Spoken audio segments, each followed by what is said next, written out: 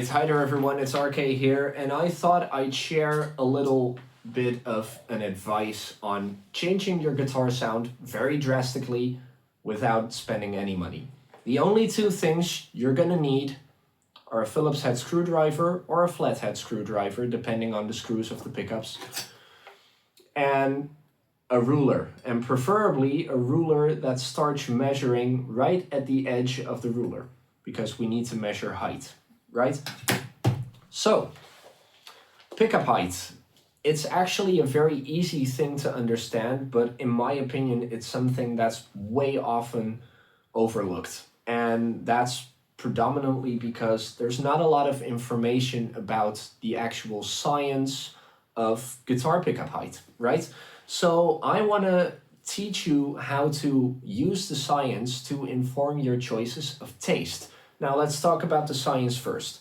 A guitar pickup picks up a signal, right? The string vibrates, that sends a disruption into the magnetic field, because a pickup is a magnet. So you should imagine a pickup, and around the pickup is a magnetic field, and that magnetic field is being disrupted by a string that vibrates into that magnetic field, right?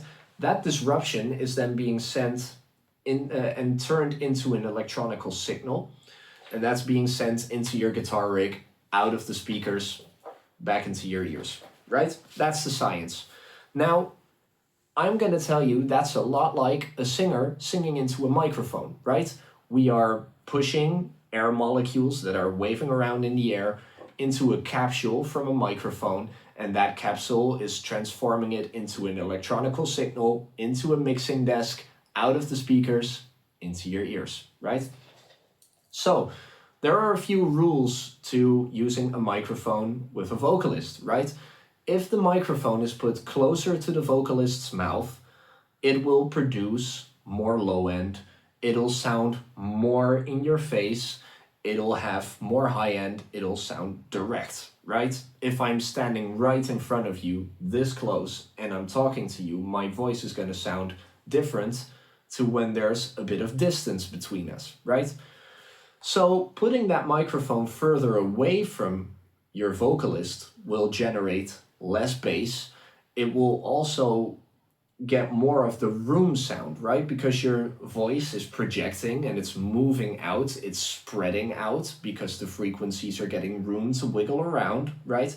So it's gonna sound a little more roomy. It's gonna sound like there's some more high end to it. There's gonna be less low end in relation to the rest of the frequency spectrum. So people might say that you get more clarity out of that. Now, that's the science of it. The closer you are, the more low end, the more in your face, the closer the string sounds.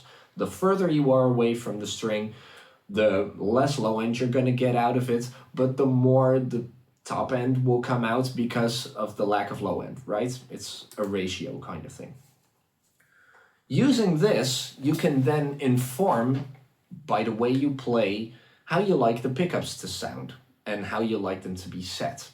So for me, I am a guitar player that loves to use a ton of dynamic range. So you've just heard in that demo, I am playing very soft and then I'm hitting the string really hard. So I know that that first stage of gain, which is what I'm putting out of the guitar, needs to be able to go all over the place, right? So by that logic, if I'm putting the pickup closer to my string, I am basically already forcing quite a bit of volume into all of the other paths of my signal chain. So if I'm using that Crazy Tube Circuits Space Charged, which was the first layer of gain that you were hearing, and it sounds like this.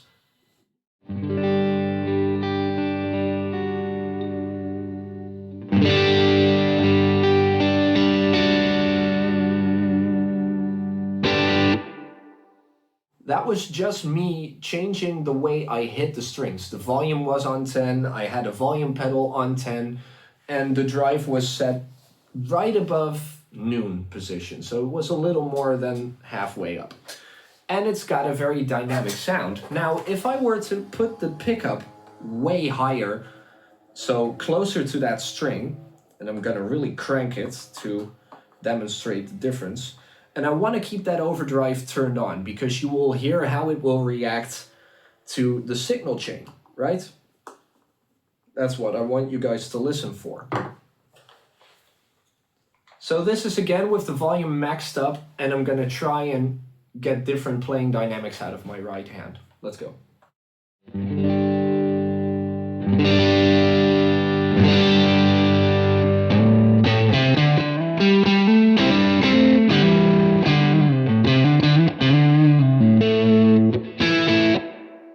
So what you can hear is that there was more low end, there was more high end, there was more mid-range, and it sounded way more in your face. And that's a great sound. I'm not saying I don't like that sound. In fact, it sounds very good. But here's the problem I'm having with that. I have basically halved my dynamic range from one gain stage. So when I am pushing this sound with another overdrive pedal, I know that I'm pushing too hard. So let's do that. So I'm gonna put the Vemuram Shanks ODS1 into the pedal you just heard. And this is what that sounds like.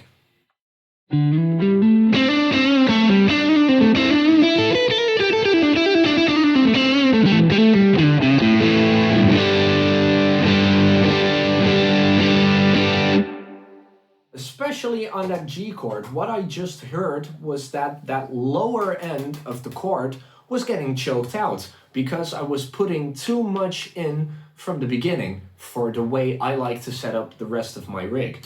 Now, there are players that are gonna like that. Imagine you're a legato player. Legato playing is often a lot softer than hitting every note with a guitar pick. So a little more compression might be what you want. And one of the ways to achieve that is by moving the pickup closer to your string, right?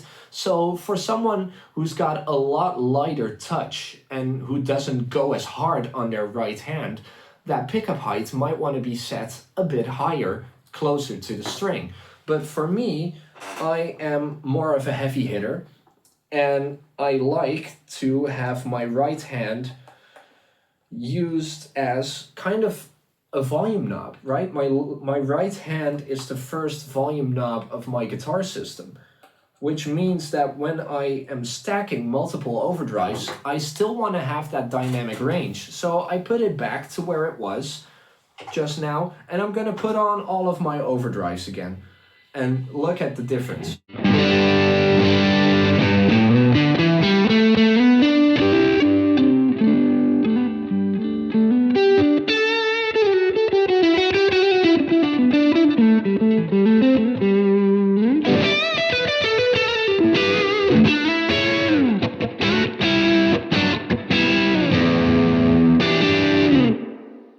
So for me, that was a sound that was way more responsive to my dynamic range. And more importantly, when I was really hitting it very hard and I was playing pretty aggressively, I still felt like it had some headroom to go above that. And that's what I like. I don't like an overly compressed guitar signal because then my right hand is not gonna be able to convey musically what I want to convey.